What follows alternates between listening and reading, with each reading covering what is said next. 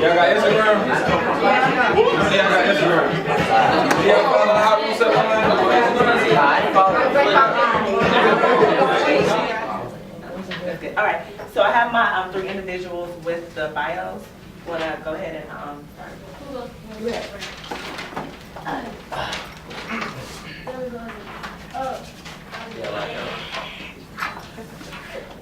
Okay. For over a decade, Corey Sparks has been a well-respected name among media and entertainment influencers.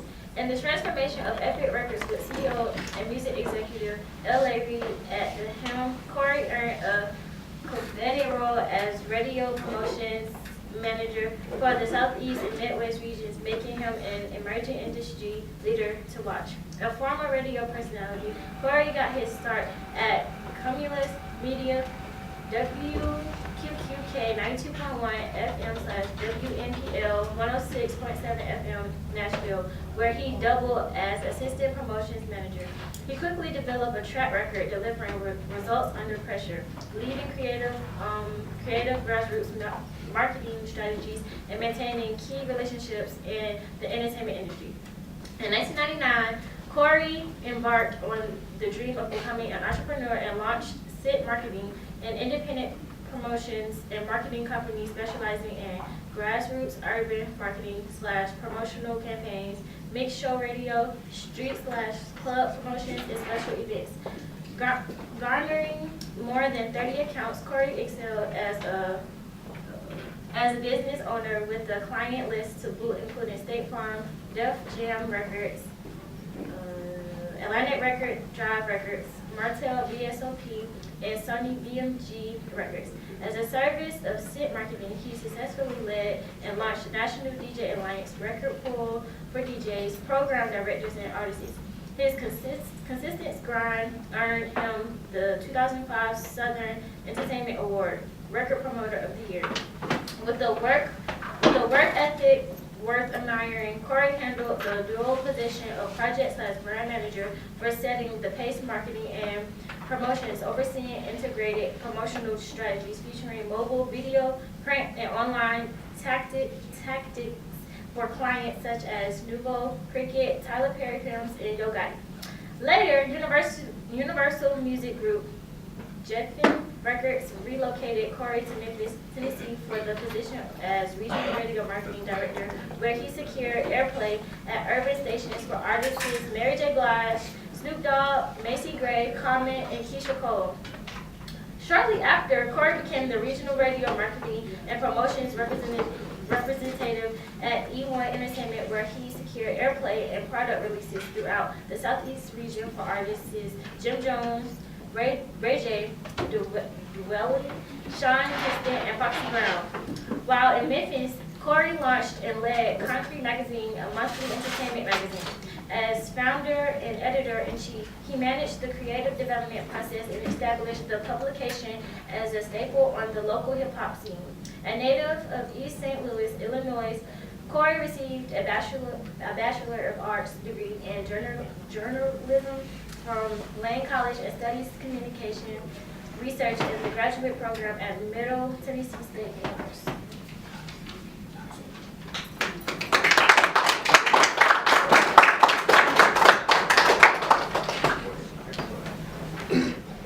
Ambitious, unstoppable, undeniably talented, Mr. Who You With? Reese is as complex as he is simple, and his entertaining style of hosting is an indisputable reflection of the many characteristics he embodies. As an 80s baby, Reese struggled for balance and stability as far back as he can remember.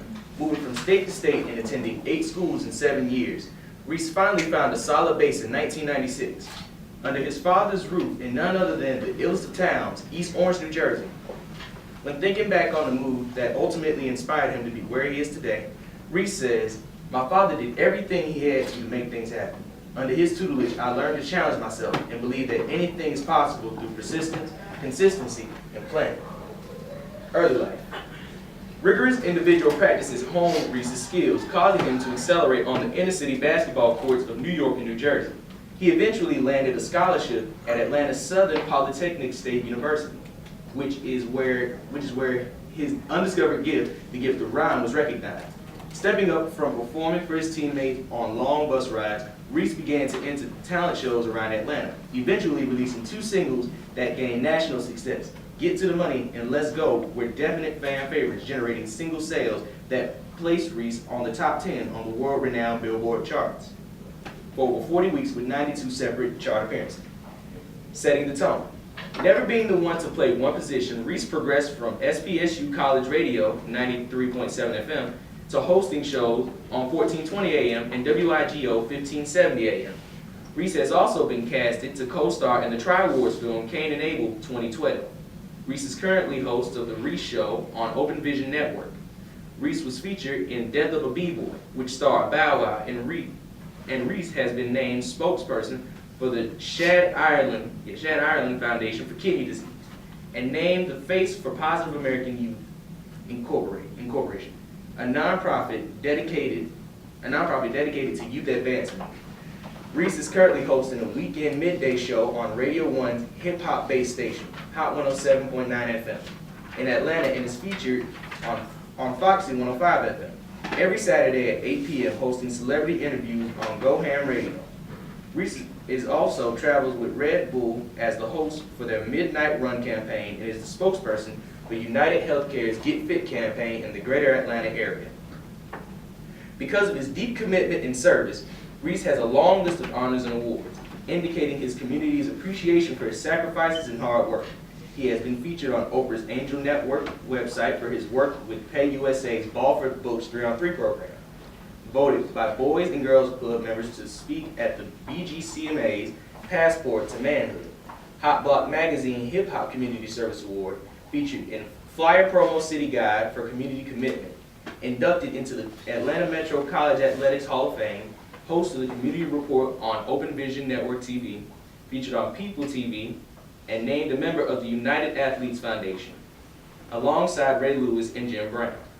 Reese's work with Positive American Youth has received the coveted NAACP Unsung Hero Award and Community Service Award from Mayor Kasim Reed. Reese's signature program, Lunch on Reese, allows him to see 24 different youth weekly and serve them a gourmet meal and bring in celebrity and professional guests to give words of inspiration and hope to the young audiences. Reese has recently authored a children's book series based on Positive American Youth's anti-bullying mascot, Ice the Bully. Through a free literacy tour, Reese and Ice push positive concepts that each of these books promote, including fitness, nutrition, saving money, and more. It's no surprise why when he asks crowds, "Who you with?" they gladly respond, "Reese."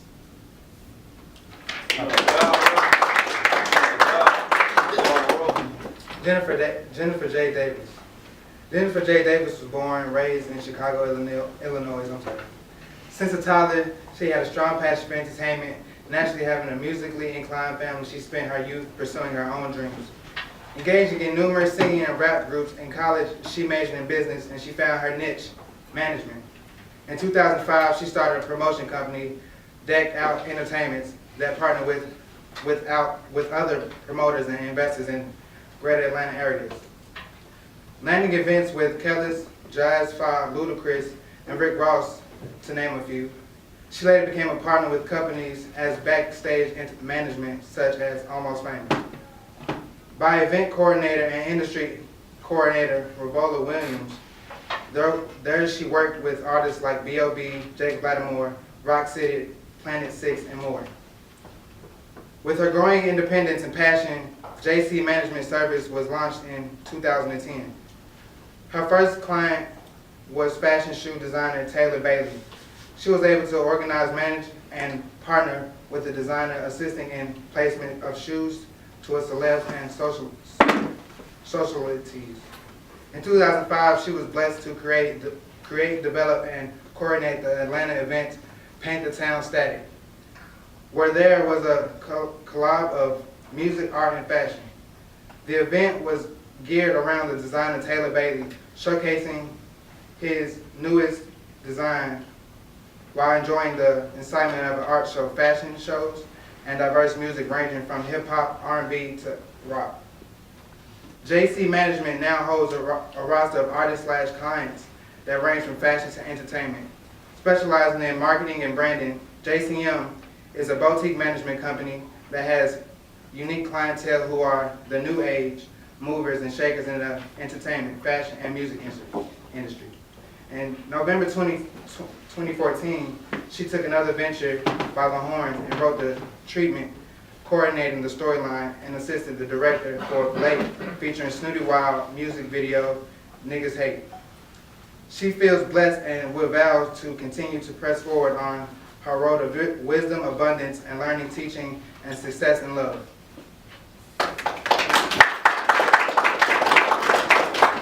Well, thank you everybody for reading that. I do have two more guests, I want them to just introduce themselves really quick. Well, this is Kelsey Nicole, I'm sure you all know, she's from VH1's Couples Therapy. And then I have Fort Knox, who's going to come introduce yourself real quick. Stop playing. How y'all feeling? How y'all feeling this morning? Y'all all right? Yeah. Are y'all all right? Yes. Don't worry, we can make noise in here. We having a good time and we here to learn. This is what we call edutainment. Entertainment and education combined. Oh yeah. Oh yeah! Oh yeah. That's what I'm talking about. Let's go. Let's do it. All right. Okay. So the other day we had a chance to come up with some questions together, so we're just going to go ahead and start. At any time, feel free to just ask any question that you have. It may be best if you all take out pen and paper so that you can jot down some notes, and then also, if you forget your question, you can write it down, right? So the first question that the class came up with was, what motivates you and inspires you? Reese, you want to go ahead and start? Whoa, really? Yes. All right, no problem. On which front? You mean for the radio? You mean for what we do with the nonprofit? The nonprofit first, it motivates me and inspires me because somebody actually came to my life to change my life, and I feel like if I try to take steps to do the same thing. So like to see people, like y'all people, you know what I mean? Trying to aspire to do something. You come to school, which is a great start. You come to class in the morning, which is awesome. I mean, that's your first step to doing something great with your lives because you're taking yourself seriously. You know what I mean? So my motivation was somebody told me a few things that helped me and kept me from going in the wrong direction. I would like to do the same thing. That's first and foremost.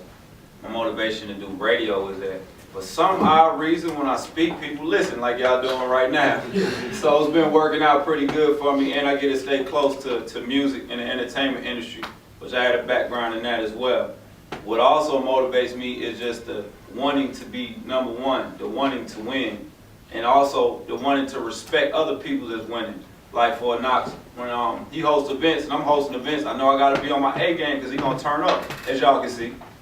You know what I mean? He's gonna turn up, but he's a good guy. He does a lot of positive things. So, you know, just to be and surround myself by people that want to win, you know what I mean? That's also a plus. Like y'all want to win, and that's why we're here today. So this is my motivation. Y'all are my motivation to hopefully somebody can see what I'm doing and they step up and do something similar or try to make somebody's life better by making themselves better first. That's it. Corey, you want to go ahead? I'm motivated, I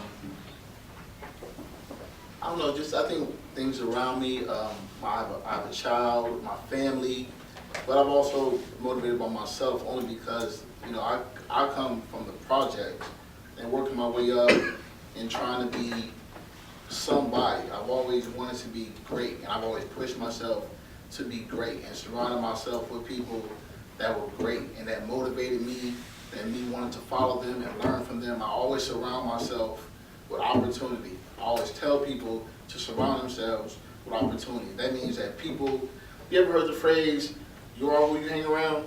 It's true. It happens when you're a kid, young adult. If you're hanging around people who are stagnant, you're gonna be stagnant because that's all you hang around. You hang around people that's always on the move, your crew is gonna motivate you to keep moving and to keep growing in life. You know, if you sit around and you're just happy with, if you're happy with just making a certain amount of money, you're happy at this point in your career, I'm not knocking that. That's cool. You know, but if you want to keep growing as a person, you have to find ways to motivate yourself. You have to look around and find inspiration. You have to see people, and I don't look at people like I want that. I just look at like I want to be better. I always want to be better. Every day I push myself to be better. It's people, we all have dark days, We all have our struggles, we all have a past. But I think everybody has a fresh slate. I think everybody has a shot. You know, especially, black people, we just gotta work harder. You know, we gotta work harder to outrun everybody else. And I have no problem with that. We just have to put in the effort. And I think that if you keep looking for ways to, looking for people to challenge, you have to continuously challenge yourself. You know, within life, it never stops. It doesn't stop when you're in high school, college, whatever. Like, you know, the race of life never stops. You should always try to better yourself. Jay? Well, I'm pretty much motivated by passion. I'm a very passionate individual. Dealing with the entertainment industry, it runs through my blood, music, and my family. So it's something that I truly love to do. So as I venture into different avenues with it, I'm just motivated by the possibilities because of, for one, he that's in me is motivating. Just knowing that I'm great because who I'm made, like who image I'm made in. So I'm pretty much motivated by, just if you have a passion for something, then I can meet your passion with passion. And together, the visions that we come up with is very motivating. And continuing to put that energy out, I continuously meet people, like the ones around me right now that have that same type of drive and passion. And that motivates me that we all on this path together. And I've been here for 10 years and I've moved around just depending on what I was doing in the industry.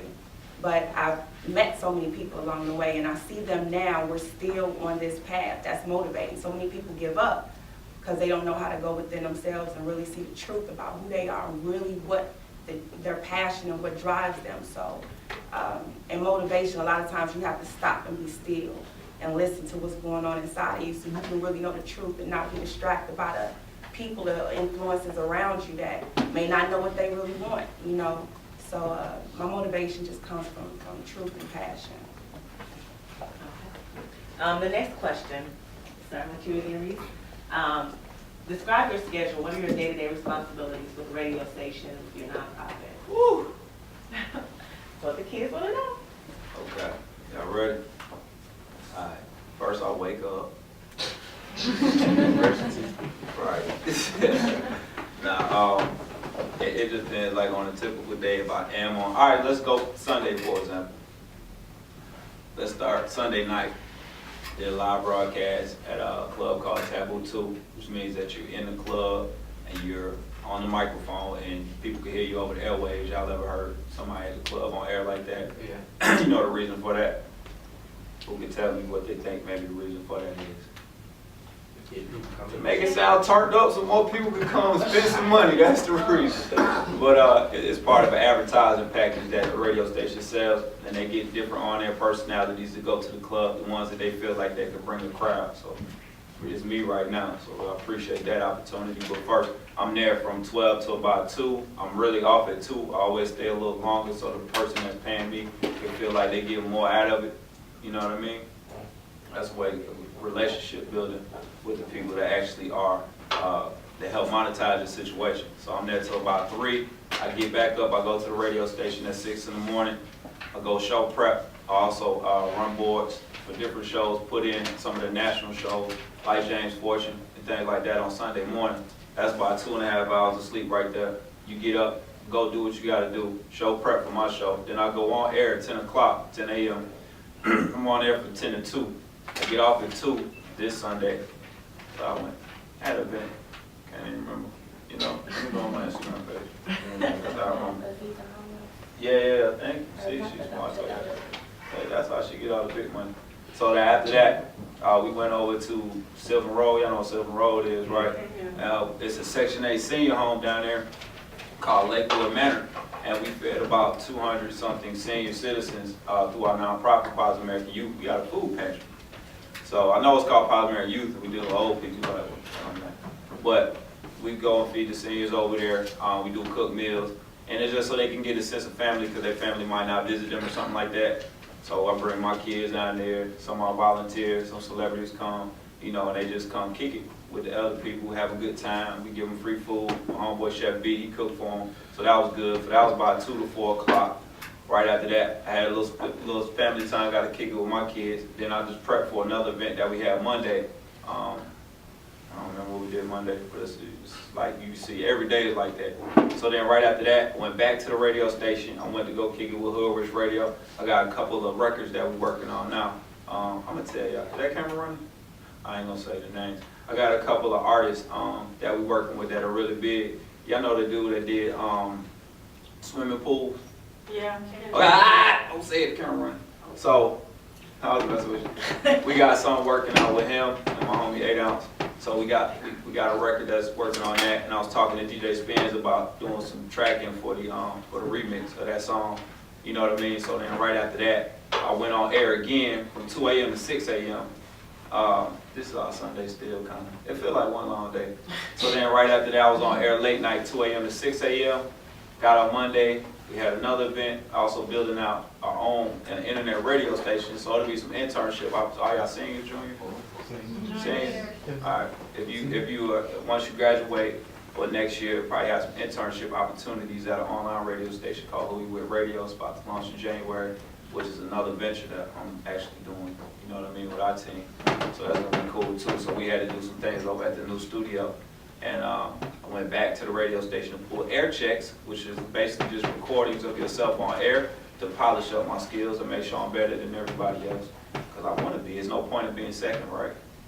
So nobody wakes up like, I want to lose today. You know what I mean? Like, so that's the most, that's kind of like a life in the day right there. Corey? My weeks pretty much depend on, I travel 80% of the time for my job. I have, before I go into it, I handle all radio promotion within the whole South, the Southeast, and the Midwest. That's pretty much from Kansas City, Missouri, Chicago, Detroit, all the way down to Miami. So, like my Mondays start off as I fly to Chicago. Like I have a 4-week phase, which I don't travel for 1 week. The first week, Monday I fly to Chicago for Music Day for both radio stations. Then I have a conference call, leave Chicago, go to Detroit. Spend the night in Detroit. Music Day is on Tuesdays. Both stations, meetings, blah, blah, blah. Leave Detroit, go to Toledo for meetings. Leave Toledo, go to Cleveland for meetings. On Wednesday, after my meetings in Cleveland, Thursday, I may spend the night. Either I'll fly back to Atlanta or I'll stay for extend the trip to go to Cincinnati, Louisville, Kentucky, Lexington, Kentucky, before I fly back to Atlanta. Then I have conference calls on Thursday. Friday I'm in Atlanta, but I meet with my business partners for my personal business. Other weeks, I'm here in Atlanta. I don't travel on Mondays. On Tuesdays, I go to Macon. Wednesday, I go to Montgomery. Right after I leave Hot 107.9 Music Day, I go to Montgomery, come right back, same day. Thursday, I'll go to Chattanooga, Huntsville, come right back to Atlanta for B103 Music Day. That's my week. I'm just saying, like, in my third week is I have conference calls on Monday. I go to Birmingham, Alabama. And then I may shoot down to Mobile, Alabama, come back on Tuesday night. Wednesday, Hot Music Day. Thursday, Music V. Then, and at Streets 945. Friday, I may go to Savannah, meetings, come back. And then my fourth week, I don't travel because it allows me time to catch up my expenses. Do my review. Sleep when you die. Nah, don't let nobody tell you that. So, you're gonna die. It's pretty much, it's time management. Like I manage my time well, and it's a lot, but hopping on planes, hopping on rental cars, and sometimes my meetings end early. Sometimes they're late. I gotta go out to the club with people. I gotta do this and that. Then I have to wake up early to get, on a flight or hit the highway the next day. It's a lot, but it's what I signed up for. I don't have, in my eyes, I don't have a job. It's a lifestyle. I don't have to dress a certain way. I don't have to, like Bobby Shmurda, Snooty Wild, Gotti, Tamar Braxton, Future, That's it right now. That's it. We got some other stuff Yeah, in the okay. pipeline. Pretty much just depends on what's necessary. Over the years, I've grown to be pretty much a facilitator, so people will come to me and ask me to book Rihanna. It don't matter. I just created a lane for myself to where I'm a connector and networker. That's why I got into management. So my days are never consistent. It pretty much entails when I wake up, I'm straight to email. That's why I like to do a prayer. Like, no matter what time I go to sleep, I'm gonna do a prayer at 5 in the morning, because I know when I get up, I'm going straight into my day. And it's emails, conversations, putting together something for somebody, whether I'm creating some type of proposal for a situation or I'm preparing for an event for a client. Right now, I've created a lane again for myself, which is more creating visionary, because I wanted to create a situation to where I'm not chasing money, it's chasing me. So I have to create something to make that happen. So I have a couple of really awesome projects on the table right now. I'm talking to investors, and it just depends on what really is going on at the time. But most of the time, I'm handling business with somebody else. And when I get a chance, I try to eat and do different stuff.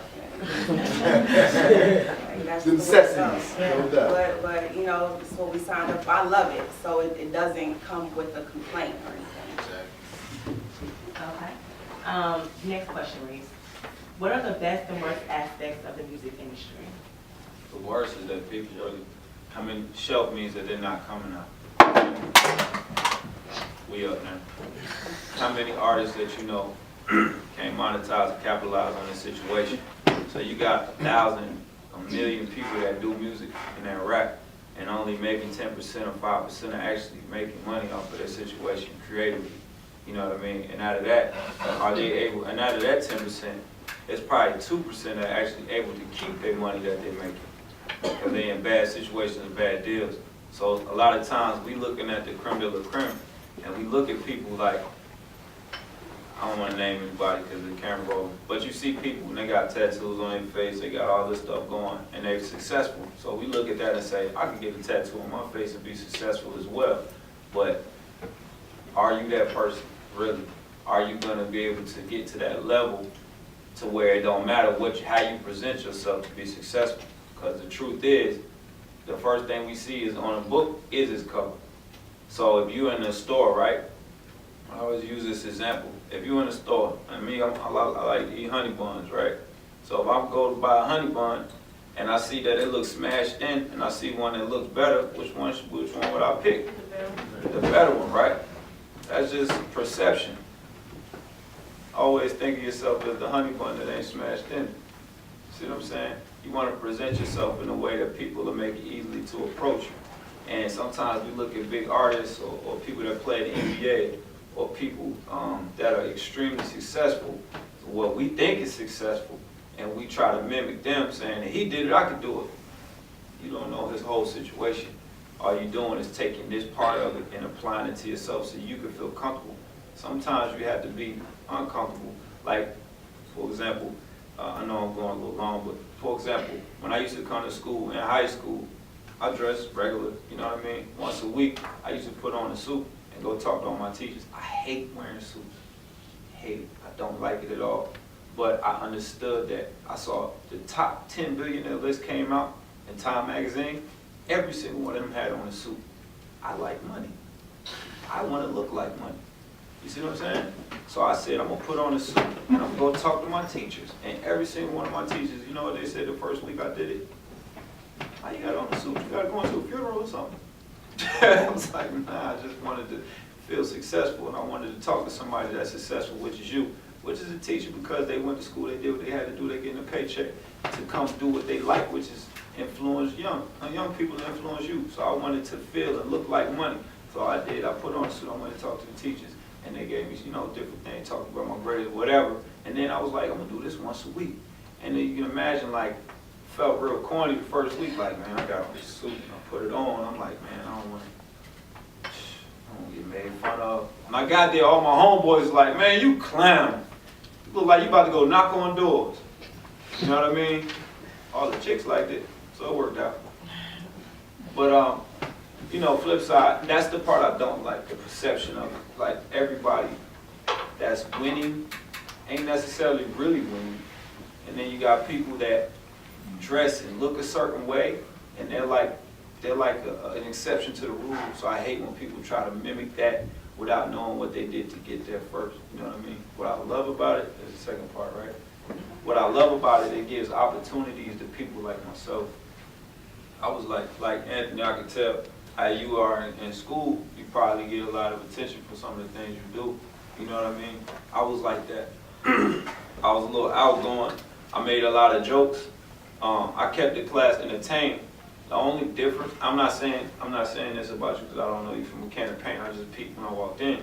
I had straight A's. My teachers didn't. They loved me and they hated me. They like, you could do that. You know you're focused because you work extra hard. I wasn't smart. I had a learning disorder. I had dyslexic. I had a learning disorder. You know what I mean? But I was in honors classes because I wouldn't let that stop me. See what I'm saying? So taking that drive and taking that, and y'all know that in the camera rolling, so everybody know now. It don't matter. But I took that and was like, I'm not gonna let this stop me. You know what I mean? And figured out a way to learn and figured out a way to make straight A's and be successful, what I thought was successful. You know what I mean? So what I love about it, it gives people that have a different kind of mindset. It gives them an opportunity to make money. Because nowhere else in the world could somebody who's like Lil Wayne or like Young Thug make hundreds of thousands of dollars for a 2-hour appearance. You know what I mean? Because it gives us, not black people, not white people, not Spanish people, not Asian people, just people. It gives people who have a creative mind an outlet to make money and to monetize a situation and create influence over a mass amount of people. That's what I love about it. Now, what I hate about it is what some of us do with that influence. You know what I mean? I love about it is what some of us do about the influence. So I have a love-hate relationship with the entertainment industry. I just try to do the best I can and try to influence those around me to do better or live up to their potential. Corey? What's the question? Your best and worst aspect of the music industry? Well, I would say I don't want to say the worst because, you know, in my eyes, it just is what it is. It's, you know, I would say the worst part is just dealing with people. Like, I deal with people, with artists that, just in case you don't know, artists are crazy. They're all crazy. In my eyes. I haven't met an artist yet, a true artist that isn't, like, a lunatic. Psychopath, for real, most of them. So you have to deal with them, you have to deal with management, road managers, you have to deal with people in our home office, you have to deal with program directors. Like, I am a walk-in psychologist. I have to just talk to people all day. I'm literally 50 to 80 calls a day. That's all I do is talk about music, fuss with people, fight with people, and because I have these relationships with people, like, you spend more time because, like I said, it's not a job, it's a lifestyle. So we spend more time with these people than we do our own families. So we have these relationships with them, so you get to know all of the business. And, from the artists that they has issues with all their baby mothers, to management stealing, to somebody in the home office messing up an order, like, it's everything. But, but to me, like I said before, it's just business. It's business, it is what it is. But what I do love about it is, since I was a kid, I always wanted to be involved in music. I didn't know how I was going to do it. I knew I didn't want to rap. I knew I couldn't sing, not dancing. Like, I just wanted to be in the business. I didn't know how I was going to do it. It segued into radio. And working in radio, I caught the promotion bug. That's all it was. And I fell into it. And I can truly say I love what I do, only because I just know what it is. It's not perfect. Any job you work at, it's not going to be perfect. Even if it's your dream job, it's not going to be perfect. But I've had the worst jobs ever. And I can run down every fast food restaurant, the worst jobs ever. So So I'm cool where I'm at because I always think it could be worse. Jay? The best and the worst aspects of the music industry. Let me see. I agree with both of these guys, but in my own opinion, I wouldn't just necessarily say the worst, but it's a passionate industry because a lot of people that's in it, they love what they do. That's why they're in it. So you get a lot of that emotion, but you have to be, business savvy enough. So I wouldn't say that's, the worst, but it's a lot of things that come with that. What I love about it definitely is I'm able to do what I love. I'm able to continue to grow because I have no limits to myself when it comes to entertainment. I'm a person that feel like I could do anything, but I build a team because I don't have the time to, and I know everything is not my strong point. So I just put people in the proper positions and in roles, and I love to see things manifest that I've thought about, So it's just an outlet for me to stay creative. It's an outlet for me to continue to speak to people about, my passion and their passion and what we're capable of doing. So I love it for what it does for me,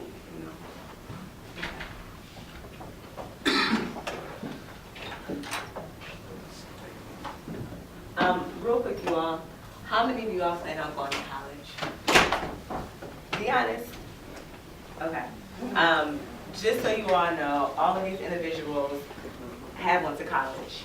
So they didn't get here just by chance. They worked hard in school, and then they kept pursuing what their dreams were. So going off of that, Reese, while in high school and college, what is the best advice for an individual wanting to make their mark in the entertainment industry? Wasn't entertainment industry focused when I was in high school and college. Honestly, like I came out of school on a basketball scholarship. That's how I ended up down here. So, like I thought I was going to the NBA. I knew I was too small. You know what I mean?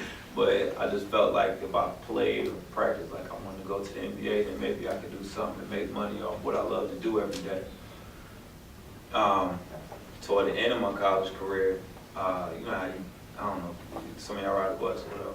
You get a lot of friends and then people just around you rapping and all that stuff. I started doing that and I was actually getting good at it and just better than other people doing it.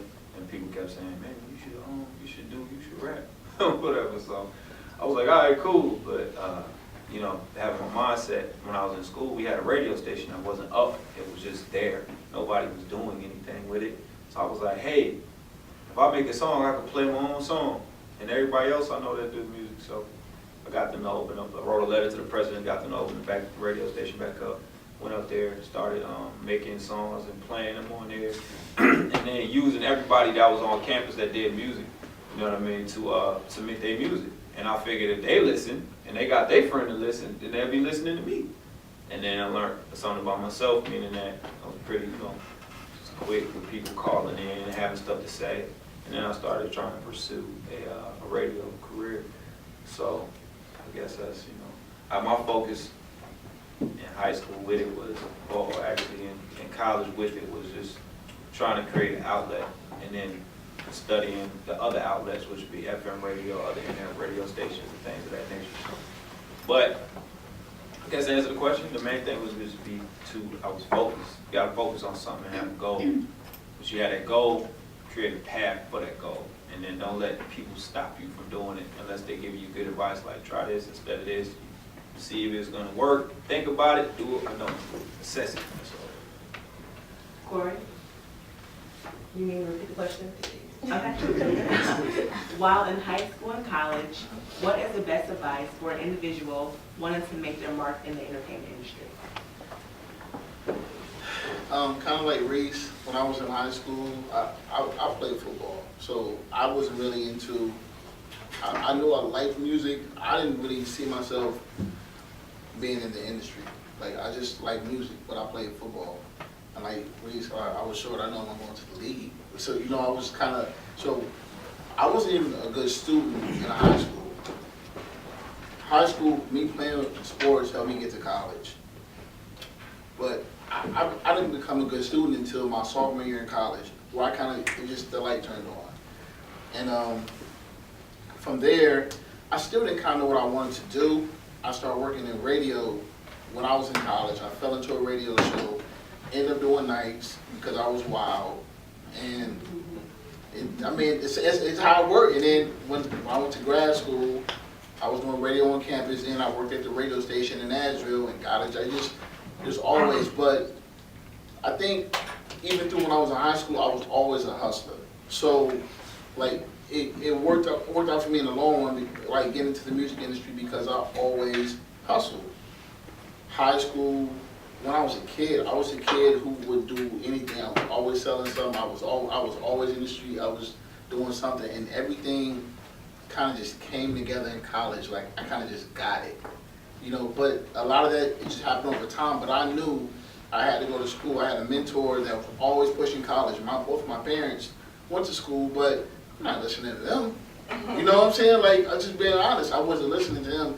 It took someone else to tell me about school, about college, to make me feel like, all right, I'll go. I just thought college was for nerds. So I was like, and it goes back to my point, was surround yourself with opportunity. Just, you see people and like, oh man, like, I want to be here 7 years. Like, you know what I'm saying? I kind of want to get going. So, like, surrounding myself with people and just kind of getting it helped me, you know, get into this industry. But I think that it was a learning process, but I wasn't sure if I wanted to be in this industry though.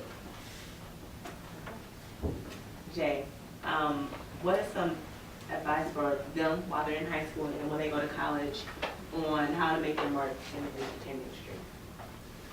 Well, for myself, I always was kind of just in love with music, so I knew I wanted to do something music. Jay-Z really helped me understand a lot more of what I wanted to do to kind of play behind the scenes. But in high school, I was rapping, so talent shows, I was battling at the lunch table. That's how we used to do it from Chicago. So we would battle at the lunch table. I grew a name for like, yeah, go get Jay. Like, it's some dudes, they thought I was gonna sing, and I just, you know, demolish everybody. So I allowed myself to, you know, stay active with the music.